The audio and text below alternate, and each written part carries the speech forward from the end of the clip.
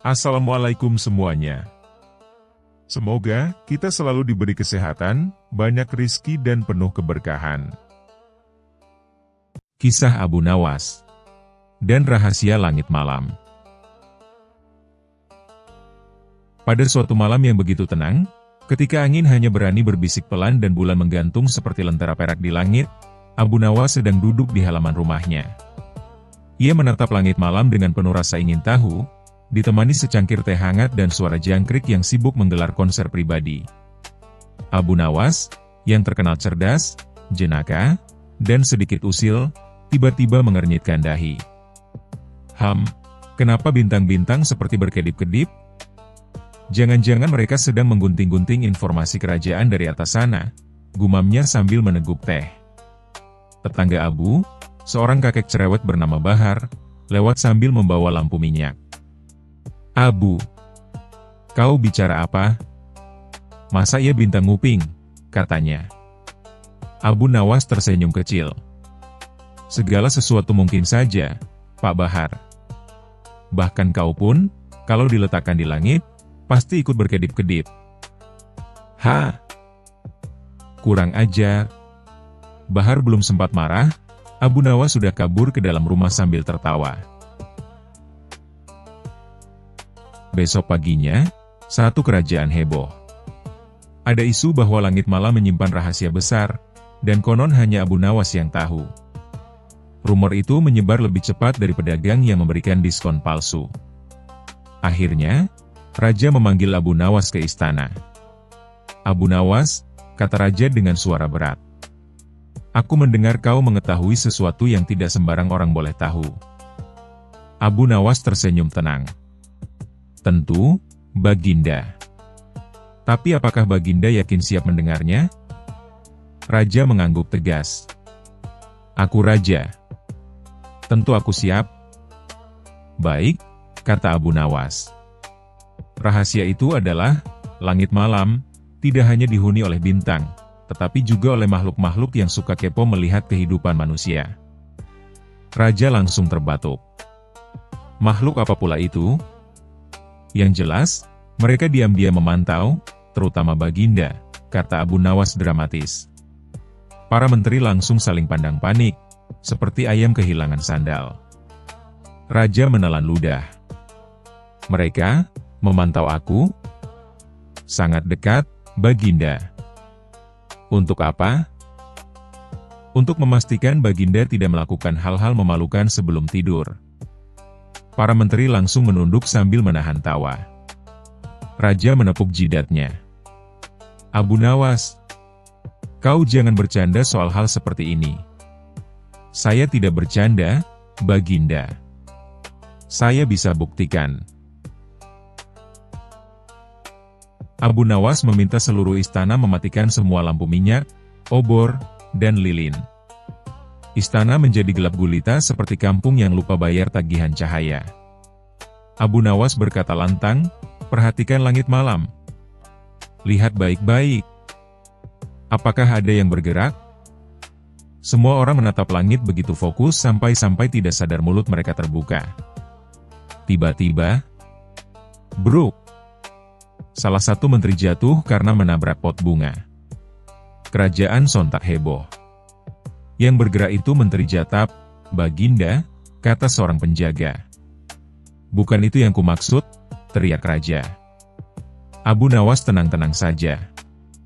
Ia menunjuk langit. "Lihat, Baginda. Bintang itu bergerak pelan." Dan benar, ada satu titik cahaya bergerak ke samping.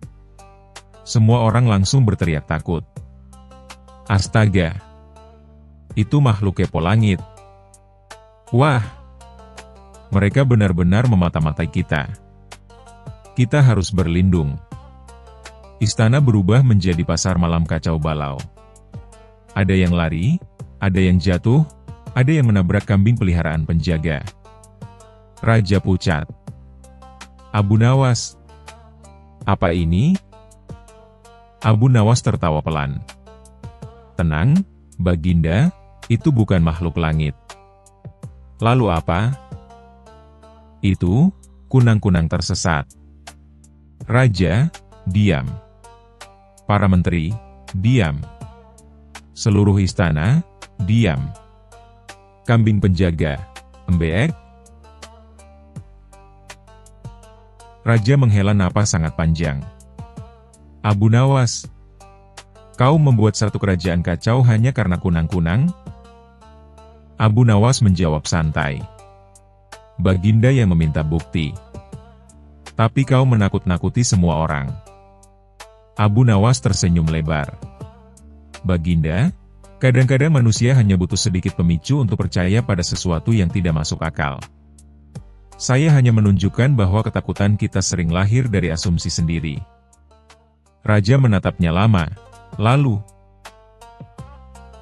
hahaha. Raja justru tertawa keras. Kau benar, Abu. Semua ini lucu sekali. Menteri-menteri akhirnya ikut tertawa, meski sebelumnya sudah pingsan setengah mati. Beberapa hari kemudian, Raja meminta Abu Nawas datang ke taman istana. Abu Nawas, katanya sambil tersenyum. Aku ingin berterima kasih. Kau membuatku sadar bahwa aku terlalu mudah percaya pada rumor. Dan aku ingin menghadiahkan sesuatu. Abu Nawas bergumam pelan, biasanya hadiah berarti tugas aneh. Raja menyerahkan sebuah lentera emas bertuliskan. Untuk orang yang menyadarkan Raja bahwa langit tidak menggunting rahasia. Abu Nawas tertawa geli. Terima kasih, Baginda. Lentera ini akan saya simpan, untuk menakuti Pak Bahar nanti. Abu Nawas. Dan seluruh istana kembali riuh oleh tawa. Pesan moral. Ketakutan sering lahir dari asumsi, bukan dari kenyataan. Jangan mudah percaya pada rumor sebelum memeriksa kebenarannya. Humor dan kecerdikan dapat mengubah ketegangan menjadi tawa yang menyejukkan. Kisah selanjutnya. Kisah Abu Nawas dan kebun berbuah dalam semalam. Pada suatu pagi yang cerah di Baghdad, Raja Harun al-Rashid sedang berjalan-jalan di taman istananya yang megah. Burung-burung berkicau, angin semilir berhembus lembut, tapi wajah sang raja tampak murung. Wahai wazir, kata raja dengan nada lesu, mengapa taman istana ini tak bisa seperti kebun para rakyat di desa? Aku ingin kebun yang penuh buah lebat, harum, dan indah. Tapi aku tak ingin menunggu lama. Aku ingin buah-buah itu tumbuh dalam semalam.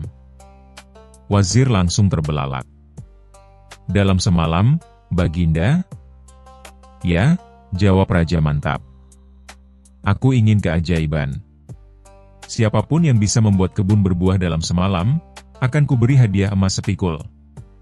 Namun, siapa yang bisa melakukan hal mustahil itu? Semua orang terdiam. Sampai akhirnya, seperti biasa, nama Abu Nawas disebut. Keesokan harinya, utusan kerajaan datang ke rumah sederhana Abu Nawas. Abu Nawas, Baginda memerintahkanmu membuat kebun berbuah dalam semalam. Abu Nawas mengusap janggutnya yang hitam sambil tersenyum. Ah, dalam semalam? Itu pekerjaan mudah, asalkan aku tidak ditanya caranya besok pagi. Utusan itu kebingungan, tapi tak bisa membantah. Abu Nawas lalu berangkat ke istana sambil membawa cangkul, sekarung biji misterius, dan ember air. Malam itu, dengan bulan purnama menggantung indah di langit, Abu Nawas mulai bekerja. Ia menggali tanah di kebun istana, menanam biji-biji itu, lalu menyiramnya sambil bersenandung. Namun yang membuat penasaran, biji yang ditanamnya bukan biji biasa, melainkan biji kurma, biji semangka, kancing baju, dan beberapa batu kecil. Wahai tanah istana, kata Abu Nawas dengan nada dramatis, besok pagi, buatlah Baginda bahagia. Kalau tidak, aku bisa kehilangan kepala. Setelah selesai, Abu Nawas tidak pulang ke rumah. Ia mendirikan tenda kecil di pinggir kebun, dan tidur nyenyak. Keesokan paginya, Raja dan para pengawal datang dengan penuh semangat. "Abu Nawas," seru raja, "mana buah-buahnya? Aku ingin melihat keajaibanmu." Abu Nawas menguap dan berdiri santai. "Tentu, Baginda. Tapi, harap tunggu sebentar. Sebelum melihat kebun, izinkan saya memanggil penjaga buah ajaib." Raja heran. "Penjaga buah ajaib?" Abu Nawas lalu berteriak keras ke arah kebun, "Hai penjaga buah ajaib! Munculkan hasilmu." Namun, tak ada apapun yang muncul. Semua hanya diam. Raja mulai marah, "Apakah kau mempermainkanku, Abu Nawas?" Dengan tenang Abu Nawas berkata, "Tidak, Baginda. Buah-buahnya sudah tumbuh, tapi hanya orang jujur yang bisa melihatnya." Semua pejabat langsung panik. Raja memandang ke kiri dan kanan, takut dianggap tidak jujur. Maka dengan nada meyakinkan ia berkata, "Oh, ya, aku bisa melihatnya. Betapa ranumnya buah-buah ini. Lihatlah para wazir, sungguh indah." Wazir ikut-ikutan, "Benar sekali, Baginda. Buahnya besar-besar. Bahkan ada semangka sebesar kepala unta." Para pengawal pun ikut memuji, "Indah sekali, Abu Nawas. Kebun ini seperti surga." Abu Nawas tersenyum geli. Ia tahu tak satu pun dari mereka benar-benar melihat buah. "Baginda," katanya, "karena Baginda puas dengan hasilnya, izinkan hamba menjemur hasil panen ajaib ini di halaman istana." Raja mengangguk bangga. "Tentu. Aku akan perintahkan rakyat datang melihat kebun ajaibku." Keesokan harinya, rakyat berbondong-bondong datang. Tapi begitu mereka melihat kebun, semua tercengang. "Buah? Di mana buahnya? Yang ada cuma tanah dan batu," seru salah satu warga. Raja yang mendengar itu langsung malu luar biasa. Wajahnya merah padam. Ia menatap Abu Nawas dengan tatapan tajam. "Abu Nawas, apa maksud semua ini?" Dengan tenang Abu Nawas menjawab, "Baginda, hamba hanya ingin menunjukkan bahwa terkadang keajaiban bukanlah tentang kebun yang berbuah dalam semalam, tapi tentang kejujuran yang bisa lenyap dalam sekejap." Semua orang terdiam. Raja akhirnya tertawa keras. "Abu Nawas, kau memang licik tapi bijak. Kau membuatku belajar sesuatu hari ini." Abu Nawas tersenyum lebar dan menjawab, "Syukurlah, Baginda. Karena kalau kebun benar-benar berbuah dalam semalam, tentu aku sudah membuka toko buah ajaib di pasar." Semua orang tertawa terbahak-bahak, dan Raja menghadiahkan Abu Nawas sekantong emas. Bukan karena kebun berbuah, tapi karena buah pikirannya yang cerdas. Pesan moral. Keajaiban yang sesungguhnya bukanlah tentang sesuatu yang muncul dalam semalam, melainkan tentang kejujuran, kecerdikan, dan kesabaran. Orang yang ingin hasil instan seringkali justru kehilangan makna dari prosesnya. Kisah selanjutnya. Kisah Abu Nawas dan mimpi aneh. Di negeri Baghdad yang damai namun penuh kelucuan, Raja Harun al-Rasyid terkenal sebagai penguasa yang bijak, tapi juga gampang penasaran pada hal-hal aneh. Suatu malam, setelah makan malam terlalu banyak kebab dan susu kambing, sang raja tertidur dengan perut kenyang dan mimpi pun datang menyerangnya seperti rombongan unta yang tak sabar berlari di padang pasir. Dalam mimpinya, ia melihat dirinya menjadi pengemis miskin yang tinggal di gubuk reot, dikejar-kejar anjing jalanan, dan ditertawakan rakyatnya sendiri. Ia bangun dengan keringat dingin dan berteriak, "Tidak! Aku jadi pengemis. Harta dan istanaku hilang." Para penjaga istana yang mendengar teriakannya segera berlari masuk. "Yang mulia, ada apa?" Raja memegangi janggutnya sambil gemetar. "Aku bermimpi jadi pengemis, dan rasanya nyata sekali. mungkin itu pertanda buruk. Cepat, panggil para penafsir mimpi. Malam itu juga, istana penuh dengan orang bijak, ulama, dan dukun yang mengaku tahu arti mimpi. Tapi semua jawabannya membuat raja makin gelisah. Yang satu bilang, itu pertanda Anda akan kehilangan kekuasaan. Yang lain bilang, itu tanda bahwa rakyat akan memberontak. Dan seorang dukun berambut acak-acakan bahkan berkata, mimpi itu berarti jin sedang jatuh cinta pada Anda, tuanku. Jatuh cinta padaku? Jin perempuan? Seru raja ketakutan. Tidak. Aku tidak mau menikah dengan jin. Usir semua dukun itu. Namun, satu nama tiba-tiba disebut oleh pengawal, Abu Nawas. Raja langsung bersinar wajahnya. Benar. Panggil Abu Nawas. Kalau dia yang bicara, pasti ada logikanya, walau logika yang membuat kepalaku pening. Keesokan paginya, Abu Nawas datang dengan langkah santai, memakai sorban putih, jubah bersih, dan senyum licik khasnya. Ia memberi salam dan berkata, "Wahai Baginda, siapa yang membuat wajah mulia ini terlihat seperti kambing yang baru kehilangan rumput?" Raja menghela napas panjang.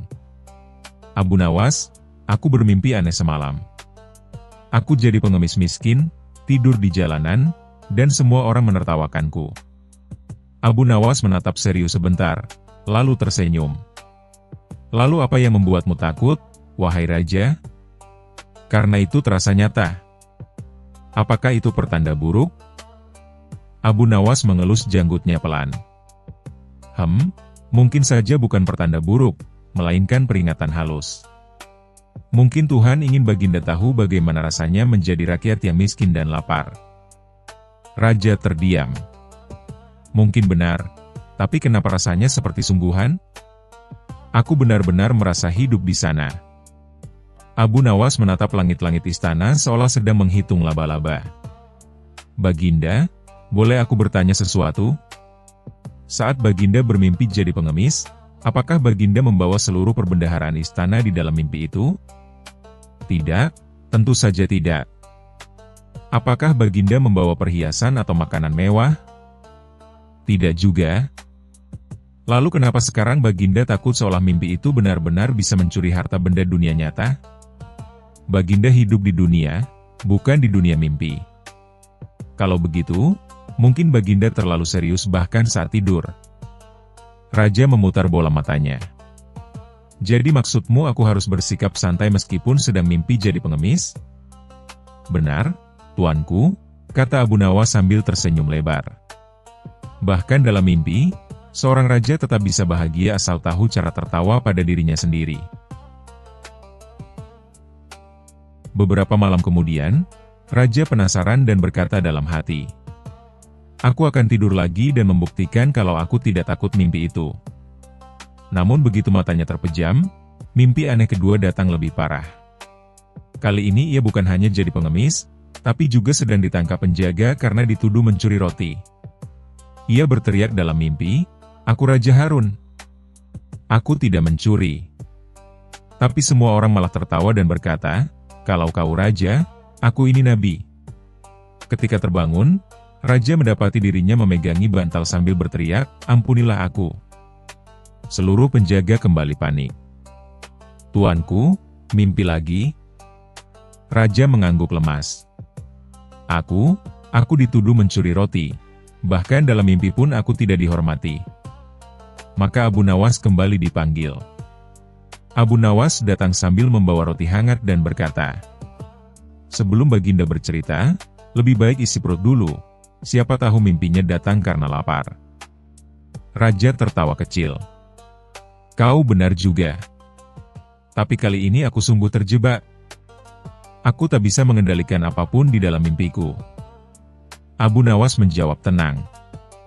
"Itu artinya Baginda perlu belajar menguasai pikiran sendiri. Kalau Raja bisa memerintah ribuan orang di dunia nyata, kenapa tidak bisa memerintah satu mimpi?"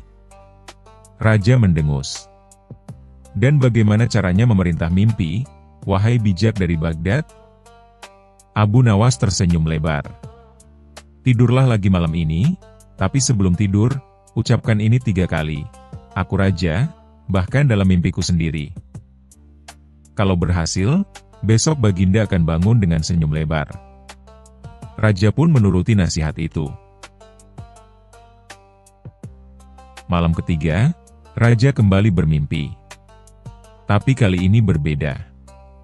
Ia sadar sedang bermimpi. Ia melihat dirinya di pasar, dan para penjaga mimpi datang ingin menangkapnya. Namun ia mengangkat tangan dan berteriak, "Berhenti! Aku Raja Harun, penguasa Baghdad, bahkan di alam mimpi." Ajaib! Semua orang berhenti bergerak. Para penjaga menunduk, rakyat bersorak, dan istana besar muncul dari balik awan. Raja tertawa puas. "Ha! Sekarang aku menguasai mimpiku." Keesokan paginya, ia bangun dengan wajah bahagia. "Abu Nawas, kau benar. Aku kini bisa mengatur mimpiku sendiri." Abu Nawas menunduk hormat sambil menahan tawa. "Luar biasa, Baginda. Jadi mulai sekarang, kalau Baginda ingin menikmati kebahagiaan, tak perlu membangun istana baru. Cukup tidur saja." Raja menatapnya dengan curiga. "Kau mengejakku lagi, ya?" Abu Nawas tertawa terbahak-bahak. "Tidak, tuanku. Aku hanya kagum, karena satu-satunya raja di dunia yang bisa membuat rakyat, istana, dan bahkan mimpinya sendiri tertawa, adalah Baginda." Sejak hari itu, Raja Harun al-Rasyid jadi lebih tenang dan sering bercanda, bahkan kalau mimpinya aneh sekalipun. Suatu hari ia berkata pada Abu Nawas, "Tadi malam aku bermimpi menjadi kambing, Abu Nawas." Abu Nawas menjawab cepat, "Wah, kalau begitu Baginda jangan makan rumput saat sarapan, nanti mimpi itu jadi kenyataan." Raja dan seluruh istana pun tertawa terpingkal-pingkal. Dan begitulah, sejak hari itu, mimpi buruk raja berubah menjadi bahan tertawaan di seluruh Baghdad, berkat kecerdikan si Abu Nawas yang selalu tahu cara membuat masalah jadi lelucon. Kadang mimpi buruk hanyalah cermin dari kekhawatiran kita sendiri. Kalau kita bisa menertawakannya, bahkan raja sekalipun, tidak ada mimpi yang benar-benar menakutkan. Kisah selanjutnya. Kisah Abu Nawas dan rahasia pasukan tak terkalahkan. Di negeri Baghdad yang makmur, Raja Harun al-Rasyid dikenal sebagai penguasa yang gagah berani. Namun, seperti biasa, beliau juga punya kebiasaan aneh yang sering membuat rakyat geleng-geleng kepala. Suatu hari, sang raja mendengar kabar bahwa di negeri tetangga ada raja yang memiliki pasukan tak terkalahkan. Pasukan itu konon bisa melawan ribuan musuh tanpa satupun prajurit terluka. Mendengar hal itu, hati Raja Harun mulai panas. "Kalau begitu, aku pun harus punya pasukan tak terkalahkan," serunya dengan penuh semangat. Menteri-menteri yang mendengar langsung pucat pasi.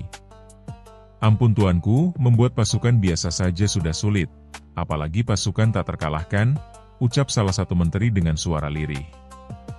Namun, Raja Harun sudah kadung berapi-api. Ia pun memanggil Abu Nawas, si pujangga nyeleneh yang selalu berhasil mencari solusi aneh tapi manjur. "Abu Nawas," panggil sang raja. "Daulat tuanku," jawab Abu Nawas sambil menunduk sopan, meskipun dalam hatinya ia sudah curiga. "Ah, pasti ada perintah aneh lagi. Engkau harus membuatku pasukan tak terkalahkan dalam waktu 3 hari. Kalau tidak, kau sendiri tahu akibatnya," ancam Raja Harun dengan nada serius. Abu Nawas berpura-pura kaget, meski sebenarnya sudah biasa menerima perintah aneh macam ini. Ia lalu menjawab, "Baiklah tuanku, kalau itu kehendak Paduka, saya akan melaksanakannya. Tapi pasukan seperti itu membutuhkan syarat-syarat khusus." Raja Harun penasaran, "Syarat apa, wahai Abu Nawas?" Abu tersenyum, "Syaratnya sederhana, tapi tidak bisa ditawar. Pertama, saya butuh lapangan luas di tengah kota. Kedua, saya butuh seluruh rakyat berkumpul di sana. Ketiga, Paduka harus menyediakan makanan gratis sebanyak-banyaknya. Raja yang memang gemar melihat rakyat berkumpul langsung setuju. Baik, semua akan dipenuhi. Lapangan besar di Baghdad dipenuhi ribuan orang. Mereka datang karena mendengar kabar akan ada pertunjukan besar. Apalagi, ada janji makanan gratis dari istana. Siapa yang bisa menolak? Abu Nawas naik ke panggung kecil, lalu berseru lantang, "Wahai rakyat Baghdad! Raja kita ingin punya pasukan tak terkalahkan, dan pasukan itu adalah kalian semua." Semua orang terkejut. "Hah? Kami? Mana mungkin? Aku ini cuma tukang kebun. Aku ini tukang gorengan, bukan tukang perang." Abu Nawas tersenyum licik. "Tenang, pasukan ini tidak perlu pedang, tidak perlu tameng, dan tidak perlu kuda. Yang kalian butuhkan hanyalah suara tawa kalian." Orang-orang bengong, sementara Raja Harun yang duduk di kursi singgasana darurat juga terheran-heran. Abu Nawas selalu menjelaskan idenya. Kalau musuh datang menyerang, apa yang biasanya mereka bawa? Pedang, panah, kuda. Teriak rakyat menjawab. "Betul," sahut Abu Nawas. "Tapi, kalau musuh tiba-tiba ditertawakan habis-habisan oleh ribuan orang, apa yang terjadi? Mereka akan bingung, malu, bahkan bisa lari terbirit-birit. Tidak ada yang lebih memalukan daripada menyerang negeri, tapi bukannya ditakuti, malah ditertawakan." Rakyat pun mulai paham, dan sebagian bahkan sudah tertawa membayangkannya. Abu lalu mengajarkan berbagai macam tawa perang. Hahaha, untuk mengejek. Hihihi, untuk menyindir. Hohoho, untuk menggetarkan lawan. Dan yang paling dahsyat, hahaha, hihihi, hohoho, untuk membuat musuh merasa mereka sedang menghadapi orang gila. Raja Harun yang mendengar itu sampai hampir jatuh dari kursinya karena tertawa geli. Luar biasa, Abu Nawas. Pasukan seperti ini memang belum pernah ada. Untuk membuktikan kekuatan pasukan tak terkalahkan itu, Abu Nawas mengatur sebuah uji coba perang. Sejumlah prajurit kerajaan diminta berpura-pura menjadi musuh. Mereka maju dengan wajah garang, membawa pedang kayu dan tameng seadanya. Begitu para musuh maju, Abu memberi aba-aba. Pasukan Baghdad serang dengan tawa. Sekejap saja, lapangan dipenuhi suara ribuan orang tertawa keras-keras. Hahaha. Hihihihihi. Hohohohoho. Prajurit pura-pura musuh yang awalnya serius, akhirnya tidak tahan. Mereka ikut tertawa, bahkan ada yang sampai jatuh berguling di tanah sambil memegangi perut. Rakyat pun makin bersemangat. Ada yang sampai tepuk-tepuk paha, ada yang mimik wajahnya aneh karena kebanyakan ketawa. Raja Harun sendiri sampai meneteskan air mata saking lucunya. Ya Allah perutku. Ini memang pasukan tak terkalahkan. Musuh mana yang kuat menahan tawa seperti ini? Sejak hari itu, Baghdad punya pasukan unik yang disebut pasukan tawa tak terkalahkan. Setiap ada kabar musuh hendak menyerang, rakyat cukup berkumpul, lalu tertawa bersama-sama. Hasilnya, musuh yang tadinya penuh semangat malah kebingungan, lalu memilih pulang tanpa jadi menyerang. Rakyat pun hidup lebih damai, karena ternyata, senjata paling ampuh bukan pedang atau panah, melainkan tawa yang tulus dan kompak. Dan tentu saja, hanya Abu Nawas yang bisa memikirkan ide kocak semacam ini. Raja Harun pun mengumumkan, mulai sekarang, Baghdad dikenal sebagai negeri paling bahagia di dunia. Karena kami punya pasukan yang tak terkalahkan oleh siapapun. Rakyat bersorak gembira, Abu Nawas tersenyum puas, sementara para musuh di negeri tetangga hanya bisa menggaruk kepala sambil berkata, "Bagaimana kita bisa menang melawan orang-orang yang tertawa ketika diserang?"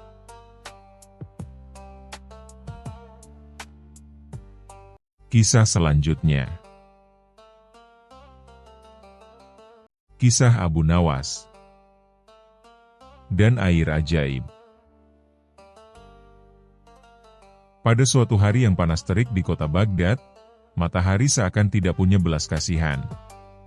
Orang-orang berjalan dengan wajah berkeringat, pakaian melekat di badan, dan tenggorokan kering seakan padang pasir pindah ke tengah kota. Di pasar Baghdad yang ramai, terdengar teriakan seorang penjual air yang penuh semangat. Dengan suara lantang, ia berteriak, "Air ajaib! Air ajaib! Satu tegukan bisa membuatmu sembuh dari segala penyakit. Dua tegukan bisa membuatmu tampak muda kembali. Tiga tegukan bisa membuatmu kaya raya tanpa bekerja." Orang-orang yang mendengarnya langsung berkumpul. Mereka penasaran, bagaimana mungkin ada air yang bisa sehebat itu? Seorang bapak tua dengan punggung bungkuk maju lebih dulu. "Benarkah, wahai penjual air? Kalau aku minum, aku bisa sehat kembali seperti anak muda?" tanyanya dengan mata berbinar. Penjual air itu tersenyum licik sambil mengangkat kendi berisi air bening. "Benar sekali, wahai kakek. Hanya dengan 3 koin emas, kau bisa meneguk keajaiban." Kakek itu mengeluarkan uangnya dengan susah payah, lalu meneguk air ajaib itu. Setelah minum, ia menunggu, dan menunggu, namun tetap saja punggungnya masih bungkuk. Orang-orang mulai berbisik. Melihat itu, si penjual air buru-buru berkata, "Oh, maaf. Efeknya tidak langsung. Butuh waktu 1 minggu. Bersabarlah." Orang-orang mengangguk-angguk. Mereka percaya begitu saja, padahal wajah si penjual sudah merah menahan tawa. Sementara itu, Abu Nawas yang kebetulan lewat, melihat kerumunan orang. Ia pun berhenti dan bertanya, "Ada apa ini? Kenapa ramai sekali?" Seorang pemuda menjawab, "Ada penjual air ajaib, Tuan. Katanya bisa bikin sehat, muda, bahkan kaya raya." Abu Nawas mengelus janggutnya sambil menyeringai. "Air ajaib, katamu? Menarik sekali." Ia lalu mendekati penjual air itu. "Wahai penjual, apakah benar airmu bisa menyembuhkan segala penyakit?" tanya Abu Nawas dengan wajah polos. "Benar sekali," jawab penjual dengan penuh keyakinan. "Dan bisa membuat orang kaya raya?" "Tentu saja. Asal kau minum 3 tegukan penuh." Abu Nawas tersenyum. "Kalau begitu, hebat sekali. Tapi aku heran, wahai penjual, kalau memang air ini bisa bikin kaya raya, mengapa kau masih repot-repot berjualan di sini? Mengapa tidak kau minum sendiri, lalu kau menjadi orang paling kaya di Baghdad?" Orang-orang yang mendengar langsung terdiam. Mereka baru sadar ada yang aneh dengan logika itu. Wajah si penjual berubah tegang. Itu, aku sudah terlalu kaya, makanya aku ingin berbagi keajaiban ini dengan orang lain." Abu Nawas pura-pura terkagum. "Oh begitu. Kalau begitu, berarti kalau aku minum, aku bisa jadi raja, ya?" "Bisa. Bisa," jawab penjual gugup. "Bagus sekali," seru Abu Nawas. Ia lalu berteriak kepada orang-orang, "Dengar semua. Aku akan buktikan kebenaran air ini. Kalau benar aku bisa jadi raja, maka mulai besok kalian harus tunduk padaku." Orang-orang tertawa. Mereka ingin melihat kelucuan apalagi yang akan terjadi. Abu Nawas kemudian pura-pura serius. Ia mengambil kendi air itu dan berkata, "Tapi tunggu, sebelum aku minum, aku ingin tahu satu hal. Air ini benar-benar ajaib, bukan? Iya, benar, jawab penjual dengan cepat. Kalau begitu, mengapa kendi ini tidak ikut berubah menjadi emas? Bukankah air ajaib seharusnya membuat semua benda di sekitarnya menjadi istimewa? Orang-orang langsung bersorak, benar. Benar. Mengapa kendi itu tetap biasa saja? Si penjual semakin panik. Keringat dingin mulai bercucuran. Karena keajaibannya hanya bekerja pada makhluk hidup, bukan benda. Kalau begitu, kata Abu Nawas sambil menahan tawa, biarlah kita uji bersama-sama. Aku punya seekor keledai di rumah. Kalau aku beri minum air ini, berarti keledai itu akan berubah jadi kuda yang gagah perkasa, bukan? Iya, tentu saja, jawab penjual asal-asalan. Bagus. Maka mari kita buktikan, kata Abu Nawas sambil menggandeng si penjual. Orang-orang di pasar berbondong-bondong mengikuti mereka. Mereka ingin menyaksikan keajaiban keledai Abu Nawas. Sesampainya di rumah, Abu Nawas mengeluarkan keledainya yang tua dan malas. Nah, sekarang beri dia minum air ajaibmu. Si penjual berusaha mengulur waktu. Mungkin tidak bisa sekarang. Efeknya nanti, besok, atau lusa. Abu Nawas pura-pura marah. Kalau begitu, berarti kau menipu kami semua. Kau menjual air biasa dan mengaku itu ajaib. Orang-orang langsung ribut dan marah. Benar. Dia penipu. Kembalikan uang kami. Penjual air itu ketakutan. Ia mencoba kabur, tapi Abu Nawas menghadangnya. Tidak bisa lari, wahai penjual. Kalau kau ingin bebas, maka minumlah seluruh kendi airmu sendiri, sampai habis. Buktikan pada kami bahwa itu memang ajaib. Orang-orang bersorak setuju. Minum. Minum. Minum. Dengan terpaksa, penjual itu meneguk air dalam kendi hingga habis. Perutnya menggembung seperti balon. Semua orang menunggu, dan menunggu, tapi tidak ada perubahan sama sekali. Yang ada hanya suara "bruk" karena perutnya kekenyangan, lalu ia jatuh pingsan di tanah. Orang-orang langsung tertawa terbahak-bahak. Abu Nawas pun berkata, "Lihatlah, saudara-saudaraku, inilah akibat terlalu mudah percaya pada janji-janji ajaib. Kalau ada orang yang menawarkan jalan pintas menuju kekayaan, jangan-jangan yang kalian dapat hanya perut kembung." Semua orang bertepuk tangan sambil tertawa geli. Penjual air itu akhirnya kabur dengan wajah merah padam, meninggalkan kendi kosong. Sejak hari itu, tidak ada lagi orang Baghdad yang mudah tertipu oleh air ajaib atau barang-barang palsu lainnya. Dan nama Abu Nawas semakin harum karena kecerdikannya menyelamatkan warga dari penipuan.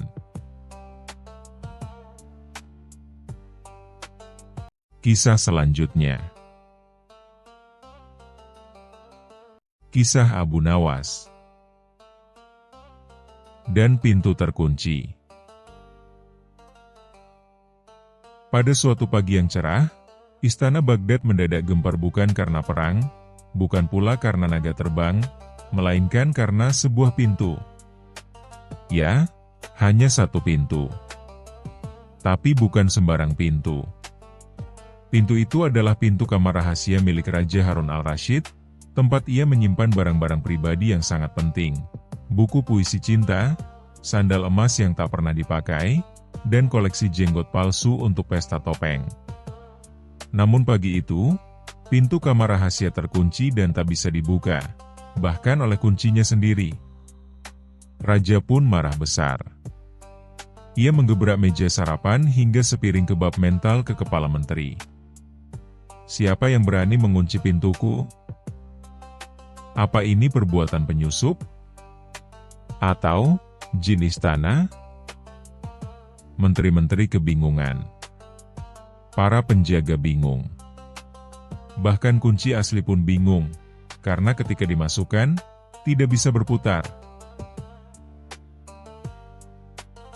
Akhirnya, atas saran selir kesayangan yang sedang bosan, Abu Nawas dipanggil ke istana.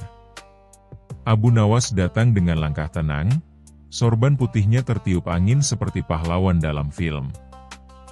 Ada masalah dengan pintu, Paduka? Ya. Pintu terkunci dan kuncinya tidak bisa membuka. Wah, pintu yang tidak bisa dibuka dengan kunci, berarti itu bukan pintu. Itu dinding, Paduka. Para menteri langsung menunduk, menahan tawa. Raja melotot. Jangan main-main, Abu Nawas. Ini urusan penting. Di dalamnya ada koleksi rahasiaku. Abu Nawas tertawa kecil. Baiklah, izinkan hamba menyelidiki misteri pintu terkunci ini. Langkah pertama, Abu Nawas meletakkan telinganya di pintu. Ia mendengarkan. Sepertinya di dalam ada sesuatu yang bergerak. Apa? Hantu? Seru menteri. Tidak. Suara seperti seekor kucing kelaparan. Atau bisa jadi menteri yang terjebak. Langkah kedua, Abu Nawas menyuruh penjaga mencoba membuka pintu. Mereka mendorong, menarik, bahkan memanggil tukang kayu dan peniup seruling. Tetap tak berhasil. Langkah ketiga, Abu Nawas berkata, "Kita butuh orang yang bisa bicara dengan pintu." Semua terdiam. Siapa itu? Tentu saja tukang pintu. Beberapa jam kemudian, datanglah seorang tukang pintu tua bernama Bahri. Saya hanya membuat pintu biasa, Tuan. Pernahkah pintu ini minta cuti? Tanya Abu Nawas. Tentu tidak. Apakah pintu ini mungkin merasa lelah dan memilih menutup diri dari dunia? Tukang pintu itu nyaris menangis karena bingung. Namun saat Abu Nawas mengetuk perlahan dan berkata, "Wahai pintu, bukalah dirimu." Tiba-tiba, pintu terbuka dengan sendirinya. Semua terkejut. Raja sampai melotot. "Apa yang kau lakukan, Abu Nawas?" "Saya hanya bicara dengan lembut. Kadang, pintu tidak suka didorong-dorong. Ia ingin dihargai." Tiba-tiba terdengar suara dari dalam kamar. Meong. Ternyata seekor kucing gendut keluar setelah pintu terbuka. Kucing istana, bernama Putri Manja, rupanya terjebak tadi malam dan tidur di sana. Ia tak sengaja menekan tuas pengunci dengan badannya yang, sangat berbobot. Raja mendesah lega sekaligus malu. Semua ini karena kucing? Abu Nawas mengangguk. Ya, Paduka. Kucing, pintu, dan sedikit perasaan. Sebagai hadiah, Raja memberikan Abu Nawas sebuah kunci emas, yang ternyata hanya bisa membuka laci kosong. Ini lambang kebijaksanaan, Abu Nawas. Terima kasih, Paduka. Tapi, bolehkah saya minta hadiah yang bisa membuka dapur kerajaan? Raja tertawa hingga air matanya keluar, dan istana pun kembali tenang. Hingga suatu pagi, jendela kerajaan mendadak terkunci dari luar. Dan semua langsung berkata, "Cepat panggil Abu Nawas lagi."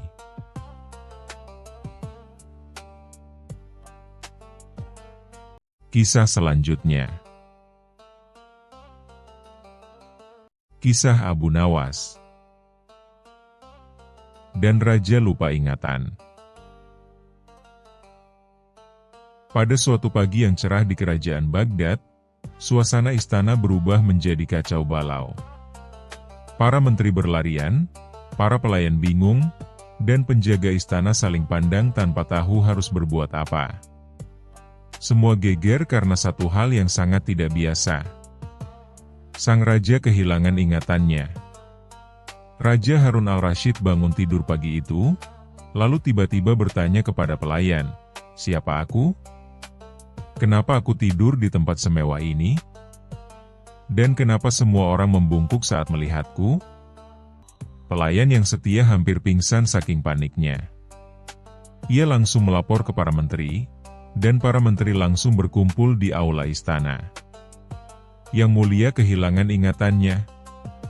Ia tak tahu bahwa ia adalah raja, teriak Perdana Menteri sambil menjambak jenggotnya sendiri. Beberapa tabib dan dukun dipanggil. Ada yang menyuruh raja minum ramuan pahit dari kotoran kelelawar, ada yang membacakan mantra sambil menabur garam di atas kepalanya. Tapi hasilnya nihil. Sang raja tetap bertanya, "Kapan aku mulai bekerja di tempat aneh ini?" Dalam situasi genting itu, nama Abu Nawas pun disebut. Raja memang sering kesal tapi juga bergantung padanya. "Panggil Abu Nawas." Si penipu yang cerdas itu. Mungkin otaknya lebih miring dari raja, tapi siapa tahu bisa berhasil, kata salah satu menteri senior yang sudah pasrah. Abu Nawas datang dengan senyum santai, jubah putihnya berkibar, dan langkah kakinya ringan seperti tidak ada masalah. "Apa kabar semua? Kenapa wajah kalian seperti habis melihat kambing berdansa?" "Raja kita lupa dirinya sendiri," kata Perdana Menteri. "Ah, begitu? Mungkin ini saatnya Raja menemukan siapa dirinya dari sudut pandang yang baru," kata Abu Nawas sambil mengusap dagunya. Keesokan harinya, Abu Nawas mendatangi raja, yang kini duduk di singgasana tapi bingung sendiri kenapa semua orang melayaninya seperti bayi keramat. "Salam, Tuan Tukang Kayu," sapa Abu Nawas dengan semangat. "Aku tukang kayu?" tanya raja kebingungan. "Tentu saja. Kami semua sudah menunggumu untuk memperbaiki kursi-kursi di istana ini. Dengar-dengar kau paling jago memaku tanpa melihat." Para menteri yang mendengar itu hampir jatuh pingsan. Tapi raja tampak senang. Ia merasa punya identitas. Hari-hari berikutnya raja sibuk menjadi tukang kayu. Ia membawa palu kemana-mana, memeriksa kaki kursi, dan bahkan menasihati pengawal istana soal jenis kayu yang kuat untuk dijadikan lemari. Semua orang takut membantah. Namun, diam-diam Abu Nawas menyusun strategi. Ia mengatur sebuah teater kerajaan yang akan menampilkan drama kehidupan seorang raja di depan raja sendiri. Abu Nawas mengatur adegan, para aktor menyamar sebagai raja palsu, menteri palsu, dan pelayan palsu. Dalam drama itu, raja yang bijaksana memerintah dengan adil, suka makan anggur, suka tidur siang, dan punya kebiasaan garuk kepala saat bingung. Semua persis seperti Raja Harun al-Rasyid yang sebenarnya. Raja yang sedang menonton terperangah. Wajahnya pucat. Tangannya mulai gemetar. Dan tiba-tiba ia berteriak, Itu aku. Itu kebiasaanku. Aku raja." Semua orang bersorak. Para menteri menari. Penjaga menangis. Dan Abu Nawas hanya mengangguk santai. Namun, masih ada efek samping. Keesokan harinya, raja memang ingat kembali siapa dirinya. Tapi, ia juga jadi sedikit kebingungan tambahan. Ia sekarang percaya bahwa dirinya adalah dua orang, seorang raja dan seorang tukang kayu. "Sediakan aku 1 jam sehari untuk memperbaiki kursi. Aku suka pekerjaan itu," tita sang raja dengan bangga. Abu Nawas tertawa geli. Bagus juga. Setidaknya kalau istana rusak, kita tidak perlu panggil tukang dari luar. Dan sejak hari itu, Istana Baghdad menjadi satu-satunya istana di dunia yang dipimpin oleh seorang raja yang juga tukang kayu. Pesan moral. Terkadang, cara paling lucu dan tak terduga bisa menyembuhkan hal yang paling rumit, apalagi kalau ada Abu Nawas.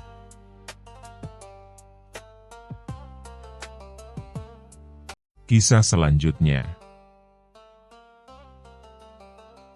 Kisah Abu Nawas dan rahasia di balik dinding istana. Pada suatu hari, istana Raja Harun ar-Rasyid mendadak gempar. Seorang pengawal melaporkan bahwa ia menemukan sebuah dinding di lorong belakang istana yang berbunyi aneh jika diketuk. Bukan hanya bunyi, tok-tok, tapi seperti ngung-ngung-ngung. Sungguh tidak lazim. Para penjaga penasaran, para menteri penasaran, bahkan raja sendiri penasaran. Apa maksud dinding ini berbunyi aneh? Apakah ada rahasia tersembunyi? Atau, harta karun? Tanya raja dengan mata menyipit penuh curiga dan sedikit semangat kaya mendadak. Segera dikumpulkanlah semua ahli bangunan, tukang batu, hingga penebak nasib, tapi tak seorang pun bisa menjelaskan misteri dinding tersebut. Sampai akhirnya, salah satu menteri dengan suara pelan dan nada putus asa berkata, "Paduka, mungkin ini saatnya kita memanggil Abu Nawas." Raja terdiam, lalu tersenyum penuh rencana. "Hah? Si Abu Nawas? Sudah lama ia tak kubuat pusing. Panggil dia ke sini." Keesokan harinya, Abu Nawas datang dengan wajah cerah, jubah putih, dan senyum licik seperti biasanya. "Wahai Paduka, saya rasa ini pasti penting sampai saya dipanggil buru-buru tanpa sempat sarapan," ujarnya sambil duduk santai di kursi mewah istana, yang sebenarnya bukan untuk tamu biasa. Raja menunjuk ke arah lorong, "Lihat dinding itu. Ketuk dan dengarkan." Abu Nawas pun mengetuk dinding itu perlahan. Tok-tok, ngung-ngung-ngung. Ia langsung memasang wajah serius seperti sedang membaca puisi rumit. Dinding ini menyimpan rahasia. Tapi saya butuh waktu, izin, dan cemilan." "Cemilan bisa," kata raja. "Tapi waktu hanya 3 hari. Kalau tidak bisa mengungkap misteri ini, kau akan menginap di penjara paling gelap." Abu Nawas mengangguk. "Kalau begitu, saya akan mulai penyelidikan dari dapur istana." "Dapur?" tanya raja heran. "Ya, semua misteri besar biasanya ada hubungannya dengan makanan." Hari pertama, Abu Nawas mondar-mandir di sekitar istana membawa sendok kayu, kompas, dan ayam goreng. Ia mengetuk dinding sambil menyuap makanan. Kadang ia tertawa sendiri, kadang ia bergumam, "Menarik, sangat menarik." Hari kedua, ia meminta para tukang gali untuk membuat lubang kecil di sisi luar dinding.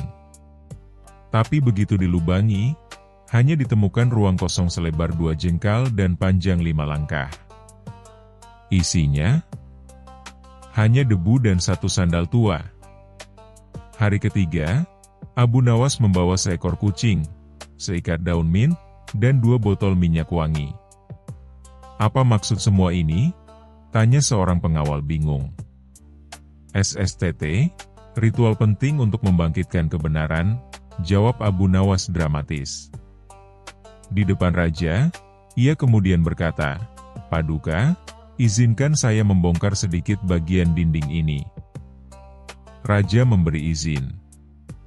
Dengan palu, Abu Nawas memukul dan brak. Ternyata benar. Di balik dinding itu ada sebuah ruang kecil yang tersembunyi. Semua mata terbelalak. Di dalam ruangan kecil itu, ada sebuah meja tua, bantal, dan koleksi lukisan wajah raja yang sedang membuat pose aneh. Ada yang mencubit pipi sendiri, ada yang loncat di udara, ada yang tertawa geli, bahkan ada yang memegang bebek sambil menangis. Tiba-tiba, salah satu pelukis tua di istana berteriak, "Itu milikku. Itu ruang pribadiku dulu sebelum dinding istana direnovasi. Tapi saya lupa menaruh tanda." Raja terdiam. Para menteri saling menahan tawa. Sedangkan Abu Nawas berdehem dan berkata, "Jadi, Paduka, misteri ini bukan tentang harta karun atau rahasia kerajaan, tapi tentang seni dan pelukis yang terlalu kreatif." Raja akhirnya tertawa terbahak-bahak. "Hahaha. Kalau begitu, kau berhasil, Abu Nawas.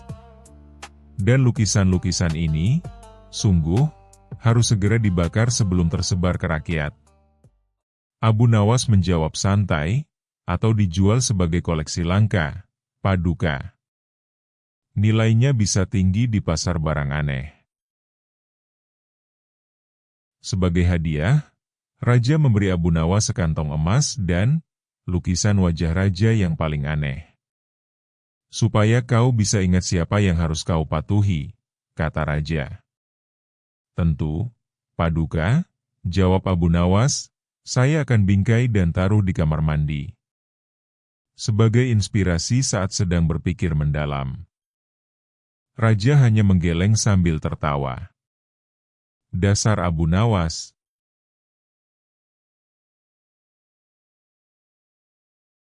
Terima kasih sudah menonton. Jangan lupa like dan subscribe. Semoga keberkahan selalu dianugerahkan kepada kita semua. Wassalamualaikum.